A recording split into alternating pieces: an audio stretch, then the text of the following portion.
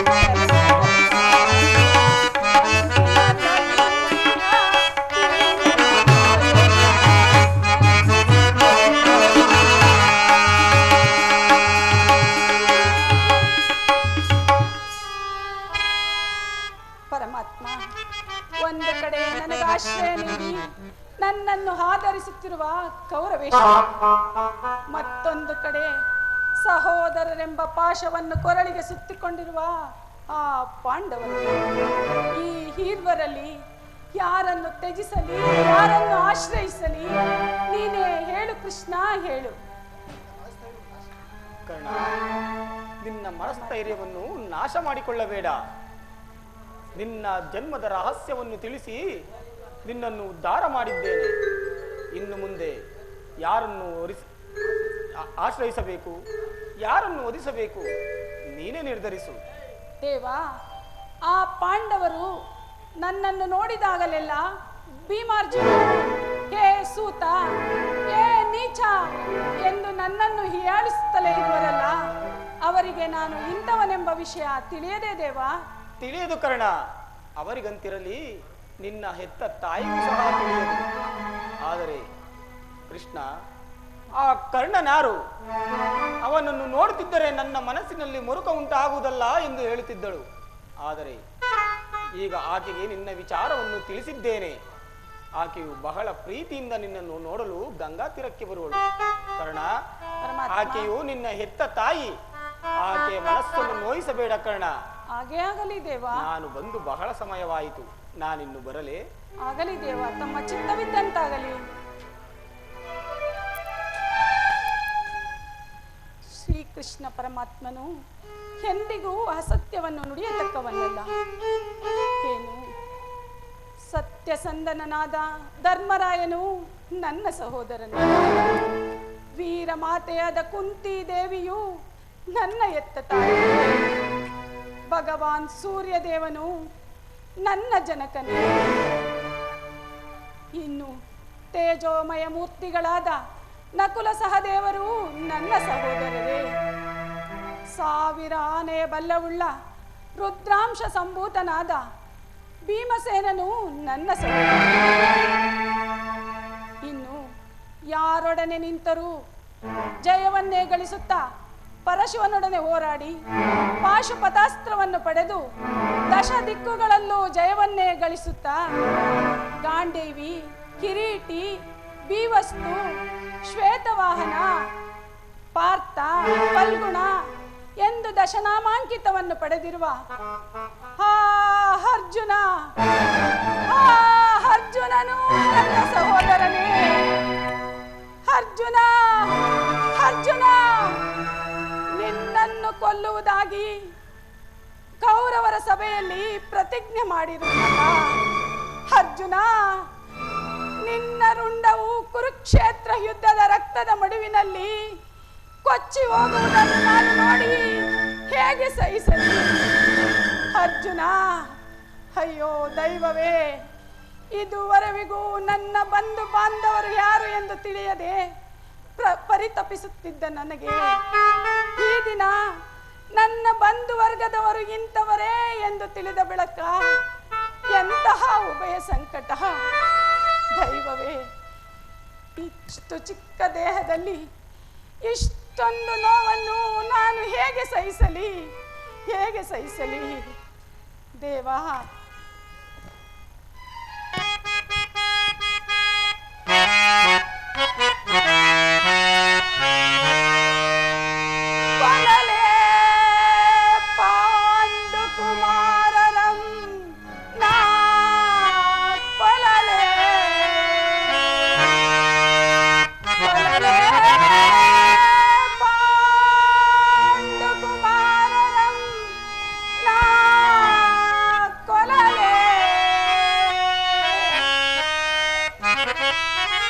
ದುರಗಳ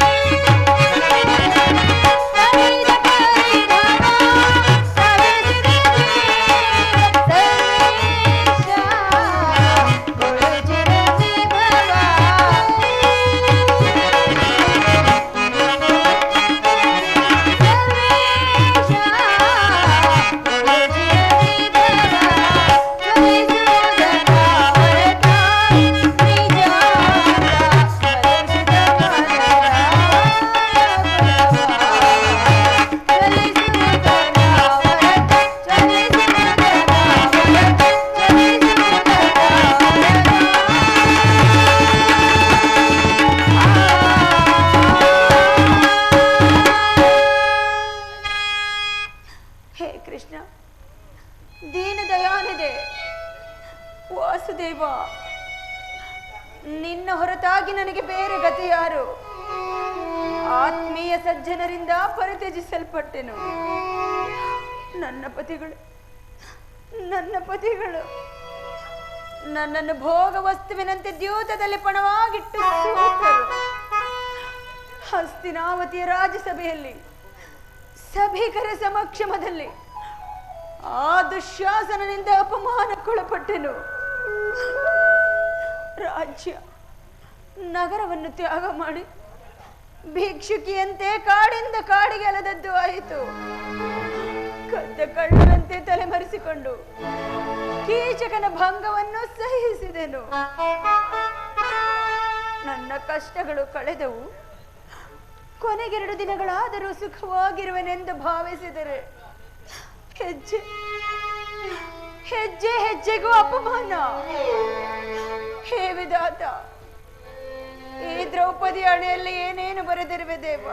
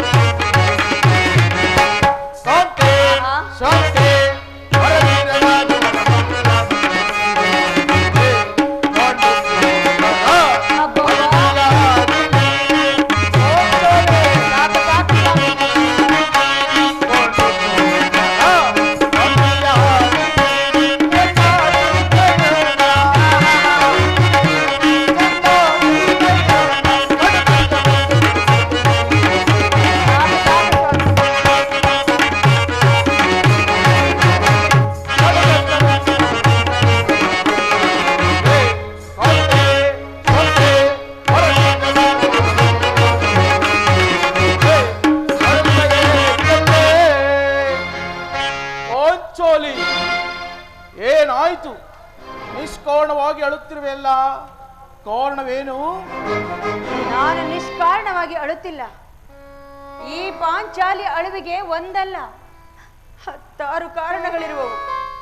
ನೀವಾದರೂ ಪುರುಷರು. ನಿಮ್ಮನ್ನು ಯಾರಾದರೂ ದೂರಿದರೆ, ಅಪಮಾನ ಪಡಿಸಿದರೆ ಸ್ವತಃ ನೀವೇ ಅವರಿಗೆ ಪ್ರತಿಕಾರ ಮಾಡುವಿರಿ. ಆದರೆ ಈ ಸ್ತ್ರೀಯರ ವಿಚಾರವು ಹಾಗಲ್ಲ. ಅವರು ಅನ್ನ ವಸ್ತ್ರಗಳಿಗಾಗಿ ಪರರನ್ನು ಆಶ್ರಯಿಸಬೇಕು. ಆತ್ಮಗೌರವವನ್ನು ರಕ್ಷಿಸಿಕೊಳ್ಳಲು ಅವರಿಗೆ ಅನ್ಯರ ಆಶ್ರಯ ಬೇಕೇ ಬೇಕು. ಹೇ ಪರಮೇಶ್ವರ, ಇಂತಹ ಪರಾಧೀನ ಸ್ತ್ರೀ ಜಾತಿಯನ್ನು ಏಕೆ ಸೃಷ್ಟಿಸಿದ ದೇವ? ಅಳಬೇಡ ಪಾಂಚಾಲಿ, ಅಳಬೇಡ. ಸ್ತ್ರೀಯರ ಪರಾಧೀನತೆಯು ನಮ್ಮ ಸಮಾಜದ ನಿಯಮ. ಭಗವತ್ ಸ್ವರೂಪಿಗಳಾದ ಋಷಿ ಮುನಿಗಳ ಆಜ್ಞೆ. ಕೈ ಹಿಡಿದ ಪತ್ನಿಯನ್ನು ದ್ಯೂತದಲ್ಲಿ ಪಣವಾಗಿಟ್ಟು ಸೋಲ್ವಂತೆ ಆ ನಿಮ್ಮ ಋಷಿಗಳೇ ಪತಿಗಳಂತೆ ಪತಿಗಳು ತಪಸ್ಸು ಮಾಡಿ ಪಡೆಯಬೇಕು ನಿಮ್ಮಂತಹ ಪತಿಗಳನ್ನು. ಅಣ್ಣನ ಒಂದು ದಿನದ ವಿವೇಕದಿಂದ ಆದ ಈ ನಿಂದನೆಯು ನಮ್ಮನ್ನು ಸಾಯುವ ತನಕ ಬಿಟ್ಟಿದ್ದಾರೆ.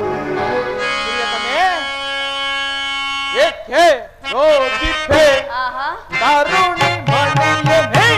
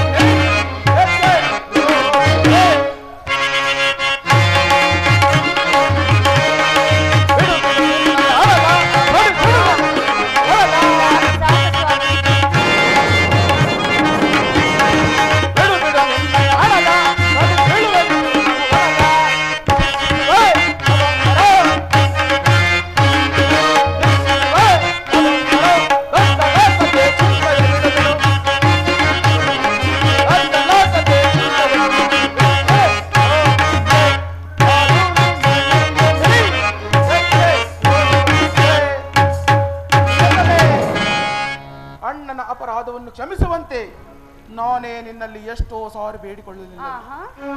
ಆದದ್ದಾಗಿ ಹೋಯ್ತು, ಅದನ್ನು ಮರೆತು ಬಿಡು. ಈ ದಿನ ನೀನೇಕೆ ನಿಷ್ಕೋಣವಾಗಿ ಹೇಳುತ್ತಿರುವೆ? ನನ್ನೊಡನೆ ತಿಳಿಸಬಾರದೆ? ಆಹಾ, ತಿಳಿಸುವೆನು. ಆದರೆ ಅದರಿಂದ ಪ್ರಯೋಜನವೇನು? ಎಷ್ಟೇ ಆದರೂ ನೀವೆಷ್ಟೇ ಆದರೂ ನಿಮ್ಮಣ್ಣನ ಆಜ್ಞಾಧಾರಕರಲ್ಲವೇನು? ಓಂಚೋಲಿ, ಅದು ಅಂದಿನ ಮಾತು. ಆಹಾ. ನಾನೀಗ ಯಾರ ಆಜ್ಞಾಧಾರಕನಲ್ಲ. ಹಾಗಾದರೆ ಕೇಳಿ, ಈ ದಿನ ನಾನು ಹಸ್ತಿನಾಂಬೆಯ ಮಂದಿರಕ್ಕೆ ದೇವಿಯ ದರ್ಶನಕ್ಕಾಗಿ ಹೋಗಿದ್ದೆನು.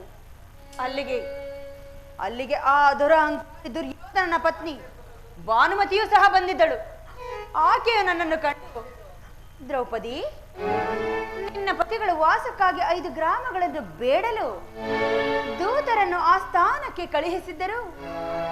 ಇನ್ನೇನು ಸಂಧಿಯಾಗುವುದು, ಆಗಲಾದರೂ ಈ ನಿನ್ನ ಬಿಚ್ಚಿದ ಕೇಶರಾಶಿಯನ್ನು ಮುಡಿಗಟ್ಟುವೆಯಷ್ಟೇ ಎಂದು ಕೇಕೆ ಹಾಕಿ ಅಪಹಾಸ್ಯ ಮಾಡಿ ನಕ್ಕಳು ಸ್ವಾಮಿ. ಅಪಹಾಸ್ಯ ಮಾಡಿ ನಕ್ಕಳು. ಏನು? ದುರ್ಯೋಧನೊಡನೆ ಪುನಃ ಸಂಧಿಗೆ ಪ್ರಯತ್ನ. ಅರ್ಜುನನ ದ್ವಾರಕೆಯಿಂದ ಹಿಂದಿರುಗಿದಾಗಲೇ ಹೀಗಾಗಬಹುದೆಂದು ನಾನು ಸಂದೇಹಿಸಿದ್ದೇನೆ. ನನ್ನ ಸಂದೇಹವು ನಿಶ್ಚಯವಾಯಿತು. ಪಾಂಚಾಲಿ, ಓ ಭಾನುಮತಿಗೆ ಏನೆಂದು ಉತ್ತರವನ್ನು ಕೊಟ್ಟೆ? ಅವಳ ಪ್ರಶ್ನೆಗೆ ಸರಿಯಾದ ಉತ್ತರವನ್ನೇ ಕೊಟ್ಟಿರುವೆನು. ಏನೆಂದು?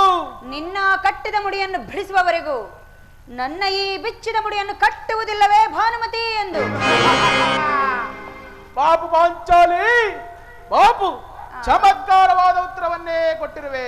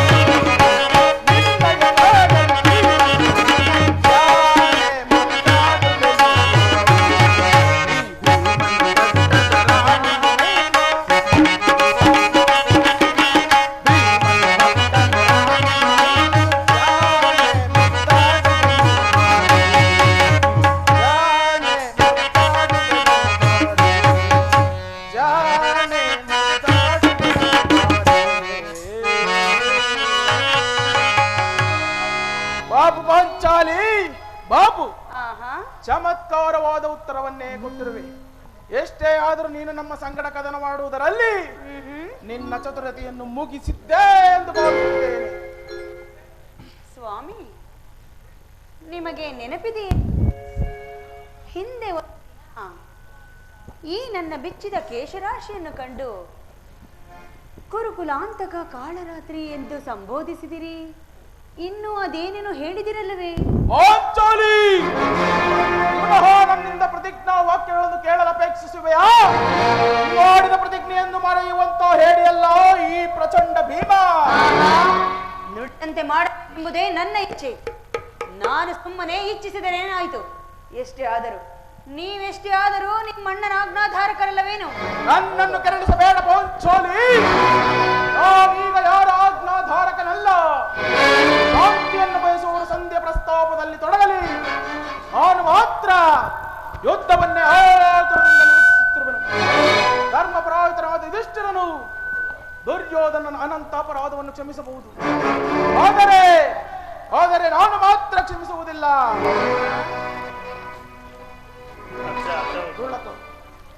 ರೂಲ ಕೌರವರ ಬಾಳಿಕೆ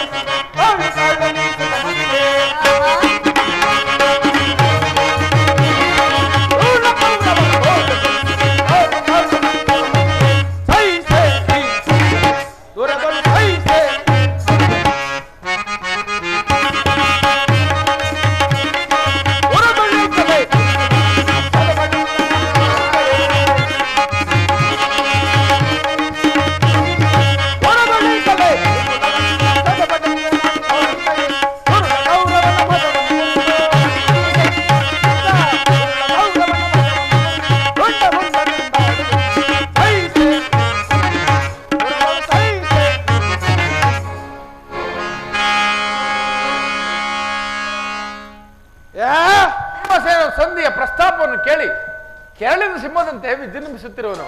ಆತನನ್ನು ಸಮಾಧಾನ ಪಡಿಸಲು ನಿನ್ನ ಹೊರತು ಮತ್ತಿನ್ಯಾರಿಂದಲೂ ಆಸಕ್ತರಲ್ಲ. ಈ ಸಾರಿ ಅವನ ಕೋಪಕ್ಕೆ ಈ ದ್ರೌಪದಿಯ ಕಾರಣವೆಂದು ತೋರುತ್ತಿರುವುದು. ಸಹೋದರ, ಆ ಕೌರವರ ಮೇಲಿನ ಯುದ್ಧಕ್ಕಿಂತ ಈ ಭೀಮನ ಕೋಪವನ್ನು ಶಮನ ಮಾಡುವುದು ನನಗೂ ಒಂದೊಂದು ಸಾರಿ ದುಸ್ಸಾಧ್ಯವೆನಿಸುವುದು. ಭೀಮಸೇನ, ಇದೇನು ತಮ್ಮ, ನನ್ನ ಮೇಲೆ ಕೋಪವೇ? ಅಗ್ರಜ, ನನಗೆ ಯಾರಲ್ಲಿಯೂ ಕೋಪವಿಲ್ಲ. ಅರ್ಜುನನ ಮುಖೇನ ನಿಮಗೊಂದು ಸಂದೇಶವನ್ನು ತಿಳಿಸಬೇಕೆಂದಿದ್ದನು. ಅದನ್ನು ನಿಮ್ಮಿಬ್ಬರ ಸಮ್ಮುಖದಲ್ಲಿ ಈಗಲೇ ತಿಳಿಸಿಬಿಡುವನು. ಈ ಸಂಧಿ ವಿಚಾರವು ನಿಮಗೆ ಉಚಿತವಾಗಿ ಕಾಣಬಹುದು. ಅರ್ಜುನನು ಅನುಮೋದಿಸಬಹುದು, ನಕುಲ ಸಹದೇವರು ಸುಮ್ಮನಿರಬಹುದು. ಆದರೆ ಈ ದೋಷವೃತ್ತಿಯನ್ನು ನಾನು ಪಾಂಡವರ ಕಳಂಕವೆಂದೇ ಭಾವಿಸಿರುವೆ. ದರಿದ್ರ ಭಿಕ್ಷಕರಂತೆ ಕಂಡವರ ಮನಬಾಗಿಲಿಗೆ ಹೋಗಿ ಸಂಧಿ ಯಾಚನೆ ಮಾಡಲು ಪಾಂಡು ರಾಜೇಂದ್ರನು ನಮ್ಮನ್ನು ಪುತ್ರನನ್ನಾಗಿ ಪಡೆಯಲಿಲ್ಲ. ಈ ಅಪಮಾನವು ನಿಮಗೆ ಸಹ್ಯವಾಗಬಹುದು. ಆದರೆ ಇನ್ನೊಂದು ಗಳಿಗೆಯೂ ನಾನಿದನ್ನು ಸಹಿಸಲ್ಲ. ಯುದ್ಧಕ್ಕಾಗಿ ನಿಮ್ಮ ಅನುಮತಿಯನ್ನಾಗಲಿ ಅರ್ಜುನನ ಸಹಾಯವನ್ನಾಗಲಿ ನಾನು ಅಪೇಕ್ಷಿಸುವುದಿಲ್ಲ. ನಾನು ಮತ್ತು ಈ ನನ್ನ ಗದೆ ಇವೆರಡೇ ಕುರುಕುಲವನ್ನು ಸಮೂಲನವಾಗಿ ನಾಶ ಮಾಡಬಲ್ಲ. ನೀವು ನಿಶ್ಚಿಂತರಾಗಿ ಸಂಧಿಯ ಪ್ರಸ್ತಾಪದಲ್ಲಿ ತೊಡಗಿರಿ. ನಾನು ನನ್ನ ಪ್ರತಿಜ್ಞೆ ಅಂತ ನಡೆಯುವೆನು. ನಿನ್ನ ಕೋಪವನ್ನು ತಡೆಯುವ ಶಕ್ತಿ ನಮಗಿಲ್ಲ. ಕೋಪ ಮಾಡಬೇಡವಣ್ಣ. ಧರ್ಮರಾಜನು ನಮ್ಮೆಲ್ಲರಿಗಿಂತಲೂ ಹಿರಿಯವನು. ಆತನ ಇಷ್ಟಕ್ಕೆ ವಿರುದ್ಧವಾಗಿ ಯುದ್ಧವನ್ನು ಸಾರುವುದು ಅನುಚಿತ.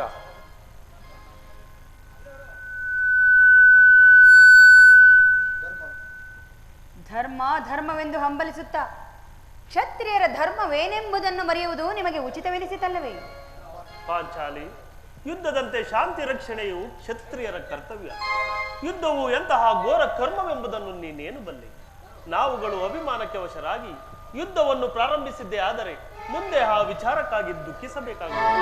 ಅದಕ್ಕಾಗಿಯೇ ನಾನು ಸಂಧಿಗಾಗಿ ಸರ್ವ ಪ್ರಯತ್ನ ಪಡುತ್ತಿರುವುದು. ರಾಜೇಂದ್ರ, ದೌಮ್ಯನನ್ನು ಸಂಧಿಗೆ ಕಳಿಸಿ ಅಪಮಾನ ಹೊಂದಿದಿರಿ. ಕುಲ ಪುರೋಹಿತರನ್ನು ಕಳುಹಿಸಲು ಇದೇನು ಮದುವೆಯ ಔತಣಕೂಟವಲ್ಲವೆಂಬ ಪರಿಜ್ಞಾನವೂ ನಿಮಗೆ ಇಲ್ಲದೆ ಹೋಯಿತಲ್ಲ. ಆ ದುರ್ಯೋಧನನು ನಿಮಗೆ ತಕ್ಕ ಉತ್ತರವನ್ನೇ ನೀಡಿದ. ಈಗ ಶ್ರೀಕೃಷ್ಣ ಪರಮಾತ್ಮರನ್ನು ಕಳಿಸಿ ಪುನಃ ಅಪಮಾನಕ್ಕೆ ಗುರಿಪಡಿಸಿದಿರಲ್ಲ ಎಂಬುದೇ ನನ್ನ ಚಿಂತೆ. ಏನಿ ಕೋಲಾಹಲ? ಓ ಅರ್ಜುನ, ಇನ್ನು ನಾನು ಹೋಗುವೆನು. ಈ ಸಂಧಿಯ ಫಲಾಫಲಗಳನ್ನು ಕೇಳುವುದರಿಂದ ನನಗಾವ ಪ್ರಯೋಜನವೂ ಇಲ್ಲ. ನಿಲ್ಲು ಸಹೋದರ. ಪ್ರಾಣೇಶ್ವರ, ಸ್ವಲ್ಪ ನಿಲ್ಲಿ. ಅದು ಯದುಪತಿಯ ನಮ್ಮನ್ನು ನೋಡಿ ಇತ್ತ ಕಡೆಯೇ ಬರುತ್ತಿರುವರು.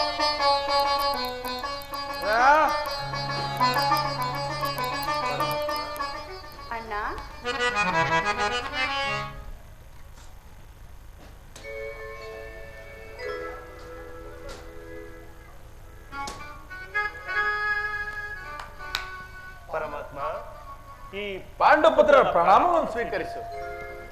ವಾಸುದೇವ, ಈ ಭೀಮನ ಪ್ರಣಾಮಗಳನ್ನು ಸ್ವೀಕರಿಸು.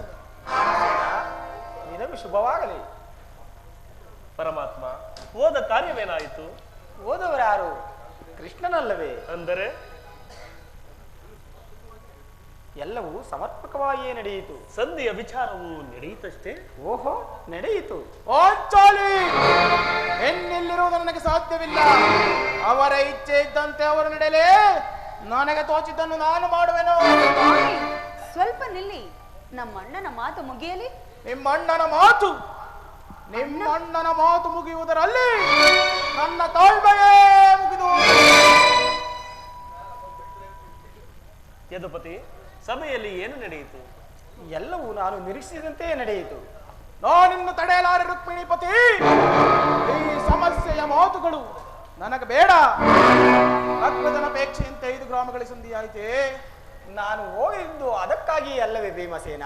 ಕೃಷ್ಣ, ಈಗ ತಿಳಿಯಿತು ನಿನ್ನ ಅಭಿಮತ. ಎಂದೇಜ್ಞಾತವಾಸ ನೆಪದಲ್ಲಿ ಅರ್ಜುನನೊಬ್ಬನಿಗೆ ಬಳೆಯನ್ನು ತೊಡಿಸಿದೆ. ಈಗ ಈ ಸಂಧಿ ವಿಚಾರದಲ್ಲಿ ನಮ್ಮೈವರಿಗೂ ಸೀರೆ ನುಡಿಸಲು ಬಣಿಸುತ್ತಿರುವೆಯಾ? ಓದವಾಗ್ರಣಿ, ಈ ಪಾಂಡುಪುತ್ರರ ಮೇಲೆ ನಿನಗೇಕೆ ಇಷ್ಟೊಂದು ಆಕ್ರೋಶ?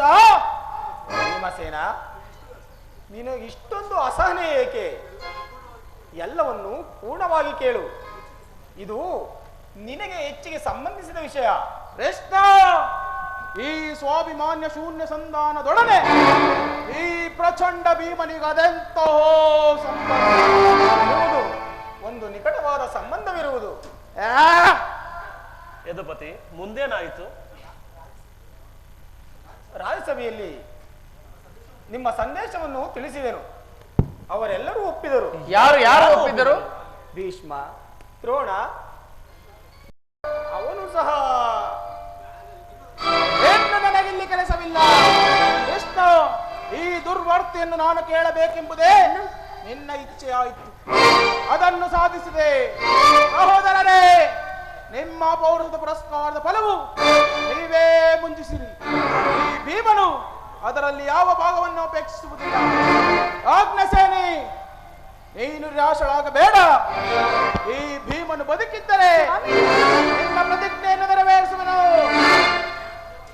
ಭೀಮಸೇನ, ನೀನು ನಿಜವಾಗಿಯೂ ಹಿಡಿಂಬಾಪತಿಯೇ ಸರಿ. ಇಲ್ಲವಾದರೆ ಆ ರಕ್ಕಸೆಯನ್ನಾಳುವ ಬಗೆಯಾದರೂ ಹೇಗೆ? ನನ್ನ ಮಾತನ್ನು ಪೂರ್ತಿಯಾಗಿ ಕೇಳು. ಸುಮ್ಮನೆ ನನ್ನನ್ನು ಕಾಡಬೇಡ. ಈ ಸಂಧ್ಯೆ ಸುದ್ದಿಯು ಒಪ್ಪದು ನಿನಗೊಪ್ಪುವ ಸಂದೇಶ ಹೊಂದಿರುವುದು. ಆ ದುರ್ಯೋಧನನು ನಿನಗೊಂದು ಸಂದೇಶವನ್ನು ಕಳಿಸಿರುವನು. ಅದಮ ಕೌರವನ ಸಂದೇಶ. ಹೋಗಾದರೆ ಅದರ ಉದ್ದೇಶವು ಸಂಧಿಯಲ್ಲ. ಹೇಳು ಕೃಷ್ಣ, ಬೇಗ ಹೇಳು, ಏನೋ ಸಂದೇಶ. ಭೀಮಸೇನ, ಆ ಸಂದೇಶವನ್ನು ಕೇಳುವ ಒಪ್ಪಿಗೆ ನಿನಗಿದ್ದರೆ ನನ್ನ ಬಳಿ ಕೈಕೊಟ್ಟಿಕೊಂಡು ಕುಳಿತುಕೊಳ್ಳಬೇಕು. ಎಲ್ಲ ನಿಂತಿದ್ದಲ್ಲಿಯೇ ಹೇಳಿಬಿಡು. ಇಲ್ಲವಯ್ಯ, ಹಾಗಾದರೆ ನಾನು ಹೇಳುವುದಿಲ್ಲ. ನಿನಗ ಆ ದುರ್ಯೋಧನ ಸಂದೇಶವನ್ನು ಕೇಳುವ ಇಚ್ಛೆ ಇದ್ದರೆ ನನ್ನ ಬಳಿ ಕೈಕಟ್ಟಿ ಕುಳಿತುಕೋ. ನಿನ್ನ ಅಪೇಕ್ಷೆಯಂತೆ ಕುಳಿತುಕೊಳ್ಳುವೆನು. ಈಗಲಾದರೂ ಹೇಳು, ಏನು ಆ ಸಂದೇಶ? ನೀನು ಕೋಪ ಮಾಡುವುದಿಲ್ಲವಷ್ಟೇ. ಅದು ಆಗಲಿ. ಹಾಗಾದರೆ ಈಗ ನೀನು ನನ್ನ ಬಂದಿ. ಅದು ಕ್ಷಣ ಕಾಲ ಮಾತ್ರ ಕೃಷ್ಣ. ಯಾಜ್ಞಸೇನಿ, ತೆಗೆದುಕೋ ಈ ಹಗ್ಗವನ್ನು. ನಿನ್ನ ಪತಿಯ ಕೈಗಳನ್ನು ಭದ್ರವಾಗಿ ಬಂಧಿಸು. ಇದೇನು ಪರಿಹಾಸ್ಯವೇ ಅಣ್ಣ? ಇದು ಪರಿಹಾಸ್ಯವಲ್ಲ ತಂಗಿ. ಶತ್ರುಗಳ ಎಡೆಮುಡಿ ಬಿಚ್ಚುವುದರಲ್ಲಿ ನೀನು ನಿಪುಣಿಯಂತೆ. ನಿನ್ನ ಗಂಡನ ಕೈಯನ್ನು ಭದ್ರವಾಗಿ ಬಂಧಿಸು. ಬಿಚ್ಚುವುದೋ ಇಲ್ಲವೋ ನೋಡೋಣ.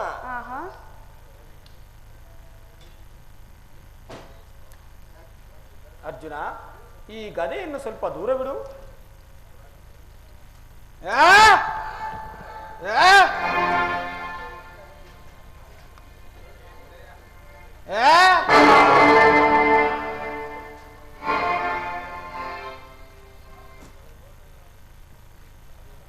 ಸ್ವಾಮಿ, ಬಂಧಿಸಲೇ?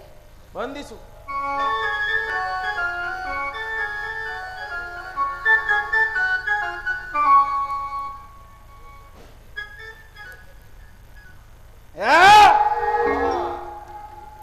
ಈಗ ನೆಮ್ಮದಿ ಆಯಿತು. ಈಗ ಎಲ್ಲರೂ ಕೇಳಿರಿ, ಭೀಮನನ್ನು ಬಂಧಿಸಿರುವ ಹಗ್ಗವು ನನ್ನ ರಾಜ್ಯಸಭೆಯಲ್ಲಿ ನನ್ನ ಅಂಗಾಂಗಗಳನ್ನು ಬಂಧಿಸಲು ಅನುವಾಯಿತು. ಯಾರು ಯಾರು ಯಾರು ಯಾರು ಬಂಧಿಸಲು ಯತ್ನಿಸಿದವರು? ಏನು ಹೇಳಿದ ಕೃಷ್ಣ? ಈ ಹಗ್ಗದಿಂದ ನಿನ್ನನ್ನು ಬಂಧಿಸಲು ಯತ್ನಿಸಿದರೆ